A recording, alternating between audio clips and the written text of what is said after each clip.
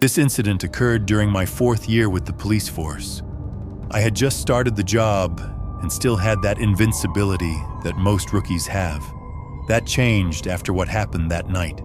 It was around 3:30 a.m. when headquarters sent me to check out a disturbance call.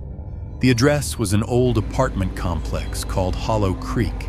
The moment I heard the name, I sensed something was wrong. The place had been closed off and partially demolished years ago following a gas explosion. No one was supposed to be living there. I turned on my radio. Headquarters, are you sure the address is correct? Hollow Creek has been closed since 2018. There was a few seconds of static, then the response came. The caller reports hearing screams coming from apartment 39. Please investigate and report back. I remember sighing. I assumed some squatters or teenagers were doing something dangerous. I wouldn't be the first person to report a false alarm from that area. I went to the old lot. The front door was rusted open, and the area that had once been a parking lot was overgrown with weeds. My headlights illuminated the building's remains. Concrete walls, some barely standing, others reduced to rubble. But there was a staircase that looked sturdy, leading down to the apartments that had once been in the basement. I got out of the car and walked toward the stairs. Everything was silent, except for the crunch of gravel under my boots. The air was thick and cold for spring. Something felt off. At the bottom of the stairs was a metal door.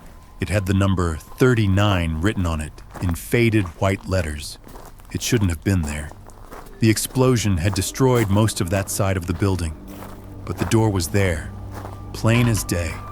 I tried the handle. It turned easily.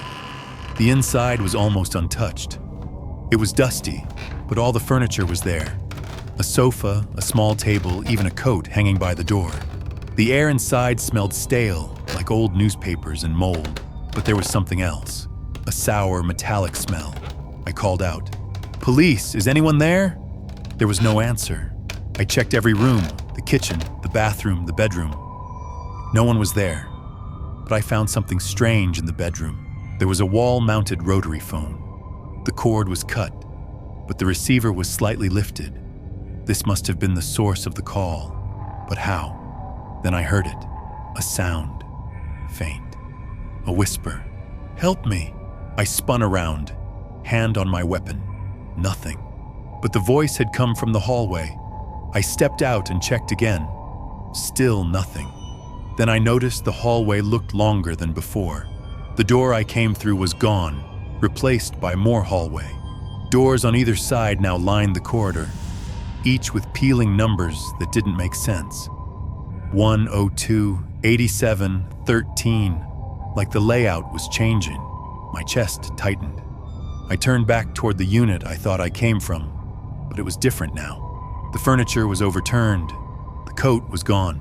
The walls, they were covered in handprints. Small ones. I started to hear static in my radio, followed by my own voice. "Police! Anyone here?" It was playing back what I had said earlier. I tried to speak into the radio. "Dispatch Officer Blake. I'm inside Hollow Creek. Something's wrong. I think I'm hallucinating or... You shouldn't be here." A new voice crackled through. A man's voice. Deep, cold. "Get out, before they find you." I turned a corner and found myself facing a mirror. Not a hallway mirror. This one looked like it belonged in a bedroom, and in it, I could see myself. But I wasn't alone. There was someone standing behind me. I spun around. Nothing. The radio buzzed again. "She won't stop crying. Make her stop. Please." I started running. Down corridors that shouldn't have existed, through rooms that morphed every time I looked away. At one point, I found myself in a child's bedroom. Pink wallpaper, stuffed animals, and a crib. Inside the crib was a burned teddy bear, half melted, and scrawled on the wall in crayon, "She never left." I bolted. I don't remember how I got back outside, but 1 second I was in that twisted maze, and the next I was stumbling into the night, gasping for air, staring at my patrol car. The sun was just beginning to rise. I looked back. There was no Unit 39. just a collapsed basement and a broken stairwell. I tried to report what happened, but my body cam footage was blank, like it never turned on. The call log showed no dispatch to Hollow Creek. My own voice on the radio? No recording. No trace.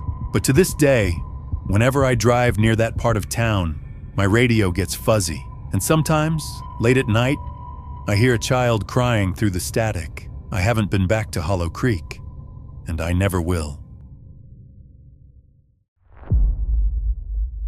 It was around 1:28 a.m. when the dispatch sent me to a location on East 14th Street, a rundown neighborhood filled with old apartment buildings and cracked sidewalks. The call was to check on a tenant who hadn't been seen in days. The building was notorious for its thin walls and noisy neighbors, a place where people had good reason to keep to themselves. The address was 1427 East 14th, apartment 4B. When I arrived, the street was deserted except for the flickering streetlights casting long shadows on the cracked sidewalks. The building looked worn down, its paint peeling, with a faded "No Trespassing" sign hanging crookedly on the rusty door. The entrance door was slightly ajar and swayed gently in the warm night breeze. I stepped inside, my boots echoing on the worn linoleum floor. The smell hit me immediately, a mix of mold and something else, metallic and sharp, like blood but older, as if it had been there for a long time, forgotten. "Police! Is anyone here?" I called out. No answer. As I climbed to the 4th floor, the stairs creaked under my weight. The air was heavy, and the silence was deafening, broken only by the distant hum of a fluorescent light somewhere in the building. I reached apartment 4B, a faded wooden door with peeling paint and a rusted lock. The door was locked, but there were no signs of forced entry. I knocked on the door firmly, then tried the doorknob. It wasn't locked. I pushed the door open slowly. Inside, it was dark and cold. The only source of light was a cracked window through which moonlight filtered through dusty curtains. The room was empty except for an overturned chair, scattered shards of broken glass, and a small dark stain leading toward the bedroom. With a flashlight in my hand and my heart racing, I carefully followed the stains. The bedroom door was ajar. I gently pushed it open with my foot and saw the source of the stains, marks that looked like dried bloodstains on the carpet leading to the bathroom. The bathroom was filled with the smell of ammonia and something worse. The cold tiles under my feet were slippery. Then I noticed words written in blood on the fogged-up mirror. "Don't trust him." My radio suddenly started crackling and snapped me out of my thoughts. Headquarters was calling, asking about the latest situation. I answered, my voice calm but my heart racing. I told them about the situation, the stains, the message on the mirror. They advised me to call for backup, but I was alone and needed to finish checking the house. As I stepped out of the bathroom, I heard it. A faint sound, like whispering, coming from the living room. I moved carefully, following the sound. It led me to the couch, where I found a cell phone buzzing silently on the floor. The screen lit up with the last message received. "He's coming back." A chill ran down my spine. Suddenly, the lights flickered, and the apartment plunged into darkness. My flashlight flickered too, and I heard footsteps behind me, slow, deliberate. I spun around, gun drawn, but saw nothing.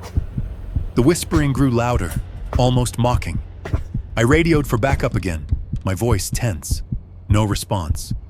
I was alone. The silence returned, heavier than before. I made my way to the door, but it slammed shut on its own, locking me inside. Panic rose in my chest, but I forced myself to stay calm. I tried the doorknob, locked tight. That's when the whispering voice spoke clearly, right behind my ear. "You shouldn't have come." I froze. The flashlight died. Complete darkness. The last thing I remember was the cold touch on my shoulder.